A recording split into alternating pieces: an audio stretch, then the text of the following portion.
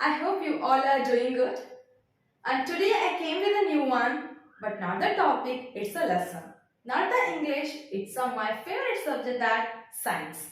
So, 10th class, science, that's true. I started from the chemistry, 4th chapter, with carbon and its components. Without delay, let's get started. Hang on to the until end to know the detail about everything. I am going to explain each and everything bit by bit. Before knowing about this, all the things which is given, all the concept which is given in your textbook, we need to know about the exact thing what is a carbon is, isn't it?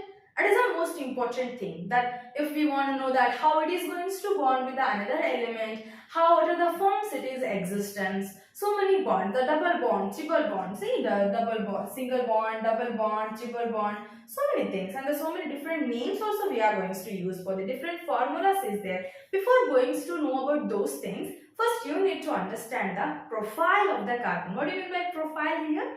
Profile in the sense to know about particular thing in a detail, physical, outer structure, how it is. So let's get started with the topic. The first one is where it is placed. See, placed in second period and the 14th group. When I told about the carbon, you should think in your mind that, yes, carbon. That is the sixth element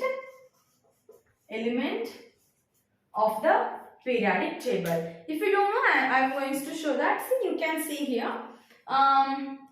Sixth one. I think you can see. The second period, actually, the second period, 1, 2, the second period and the 14th group, actually, the carbon is located, which has the 6th atomic number.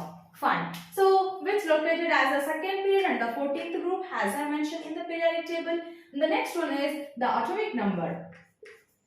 The atomic number of the 6. Atomic number of the carbon is 6. Yes, atomic number it has is a 6. So, how many electrons the carbon has? The carbon has 6 electrons in it. This should be remembered in your mind. Okay, then how actually we are going to write the atomic structure? The atomic structure of the carbon is like this. So, there will be a nucleus. There will be a nucleus inner side, and this one will be the K shell, and this one will be the L shell.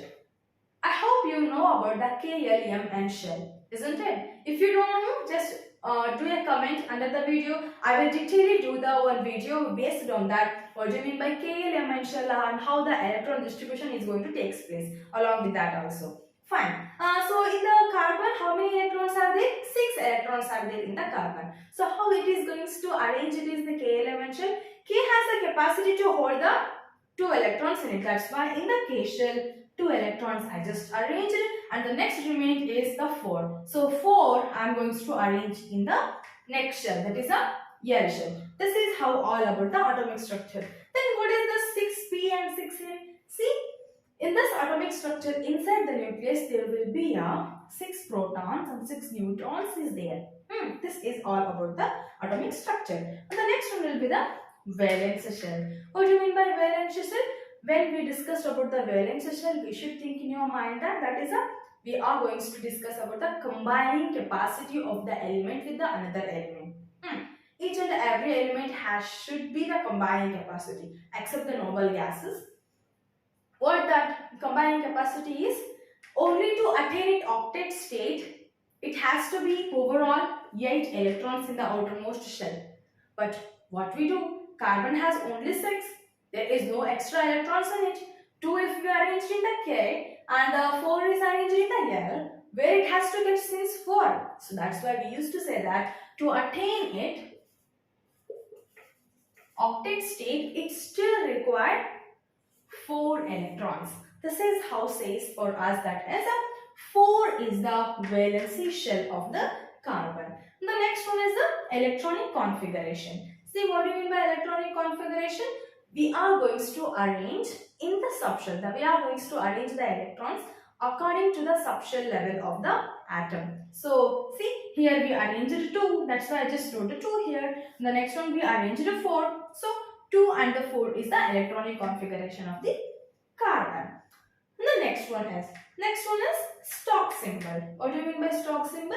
We know that in the periodic table, 118 elements are there. In the periodic table, 118 elements are there. So each and every element has their own symbol. Along with that, own stock symbol also is there. Stock symbol is nothing but the mentioning the element along with it, mass number and atomic number. That's it. Okay, see, this is how the overall stock symbol what we are going to mention without mentioning any element.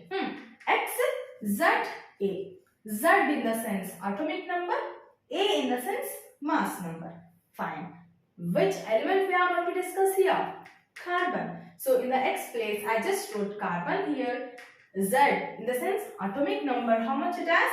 6.